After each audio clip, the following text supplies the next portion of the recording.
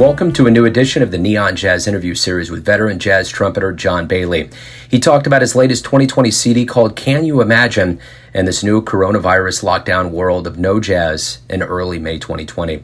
He is one of the most eclectic trumpet players in New York City and a very in-demand musician and teacher that teaches everything from jazz to R&B to pop to classical.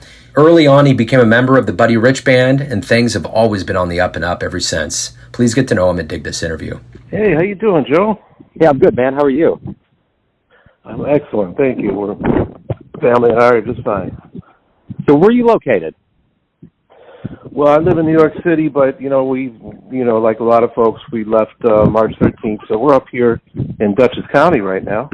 Okay. Which is outside of Poughkeepsie, New York. Okay. Cool.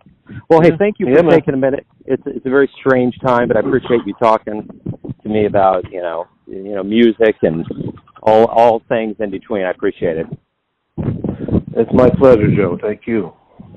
So I really enjoyed Can You Imagine? And this CD's out, obviously, during, a pandemic, and it's probably bittersweet because people have the latitude to probably listen to music more, and then, but you can't tour and you can't do it live. So how do you feel about that?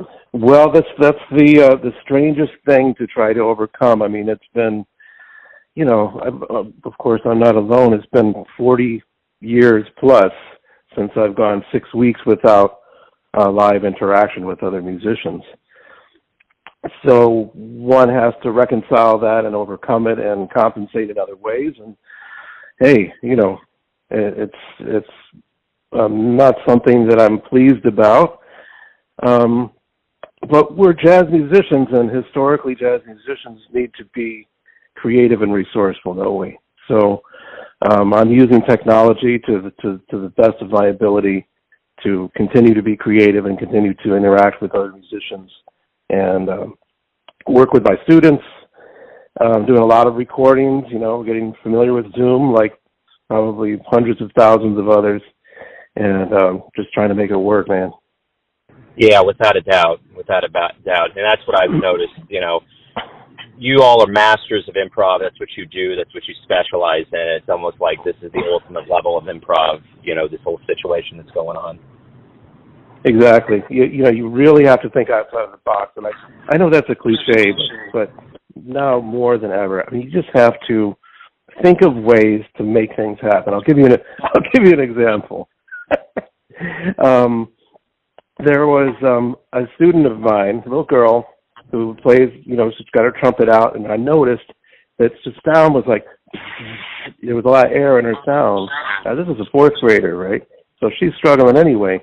And so she had to, I figured out halfway through the lesson that the cork was missing from her water key. And any trumpet player knows if the cork is missing, if there's a lack of compression in a trumpet, you can't play the trumpet.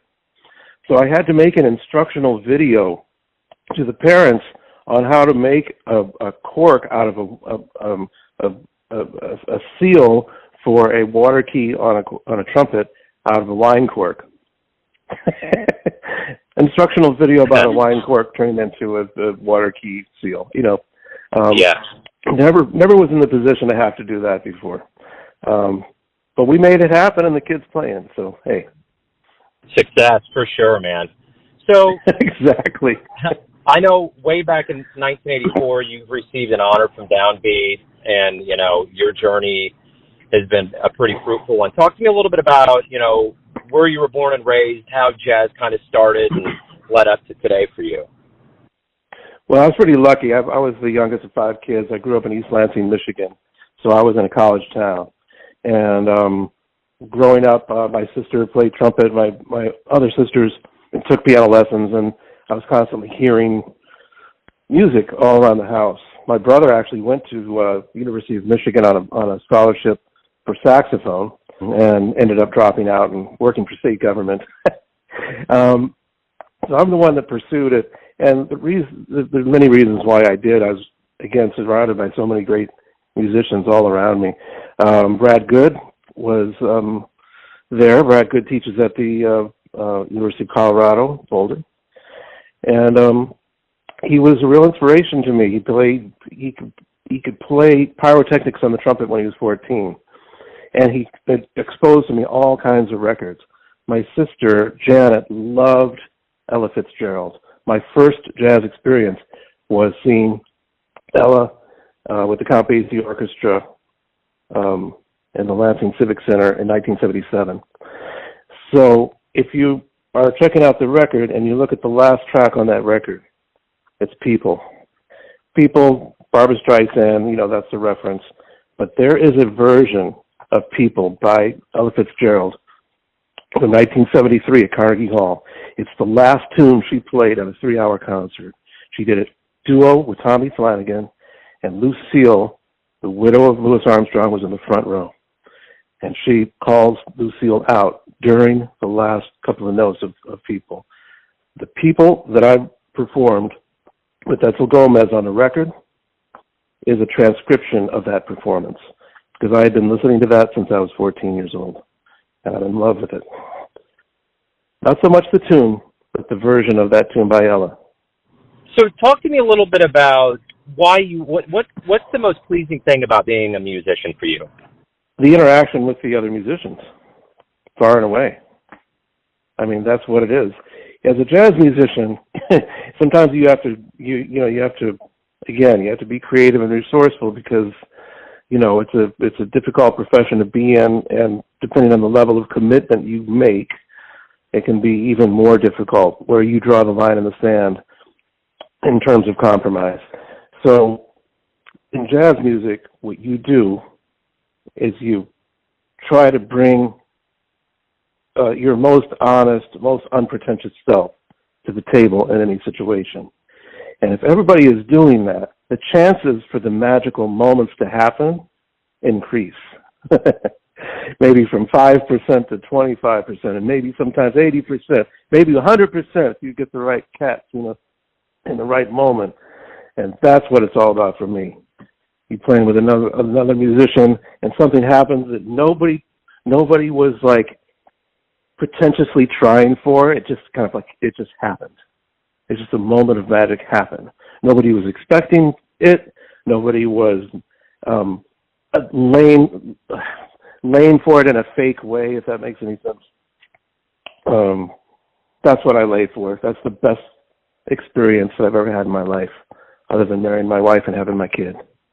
Wonderful, man. Hey, so we're going to get to the end of all of this pandemic, COVID-19, and we're going to get back to live music. What realizations do you hope both musician and audience member gets when we do return to the music? That we are able to continue to play with one another without fear, and without restraint. That's my hope, and I know that we will get there. Obviously, we're going to be depending on science, obviously, some kind of a vaccine, some kind of a way of treating this illness where we don't have to be fearful of being close to each other physically. And as a wind instrumentalist, we're kind of on the top of the list. If you're a singer or a trumpet player or a saxophone player, we're literally spitting into the air, and perspiring and all that. So I think we're gonna be waiting it out longer than most folks. But we're gonna get there, and everything's gonna be just beautiful, man. We've gotten through other issues like this in the past, and we'll get through this. Amen. So my final question to you is this. Everyone has a version or interpretation of you, your family, your friends, your fans, but you're living your life. Who do you think you are? Well, there's an old joke that my colleague Bob Milliken used to say, that, hey, those guys out in L.A., they're not nearly as good as we think we are.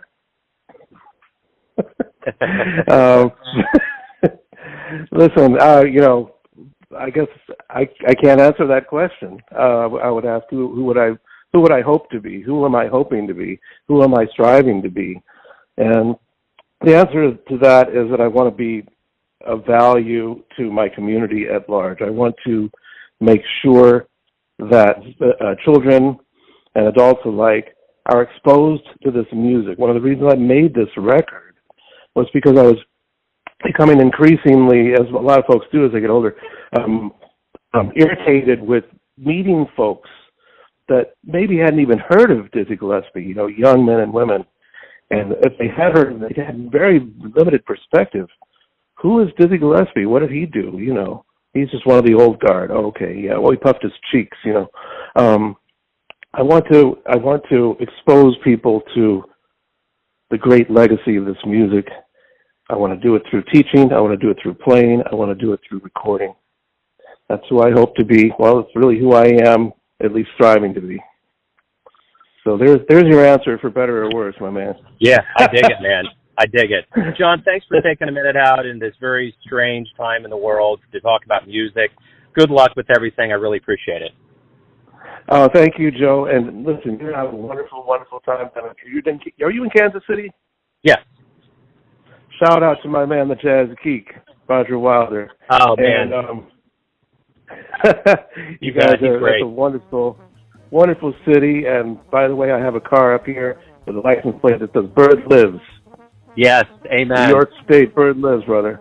I love it. You guys stay yourself down. Stay safe down there. You stay healthy, and we're gonna connect physically one of these days, real soon, man. Yeah, totally. All right, Joe. Thanks so much for doing this, man. I appreciate it.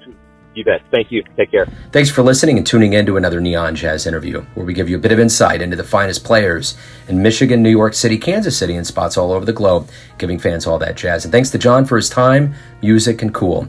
If you want to hear more interviews, go to Famous Interviews with Joe Domino on the iTunes Store.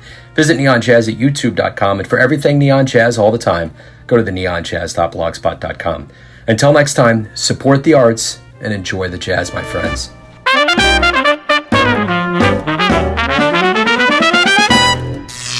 Neon Jazz.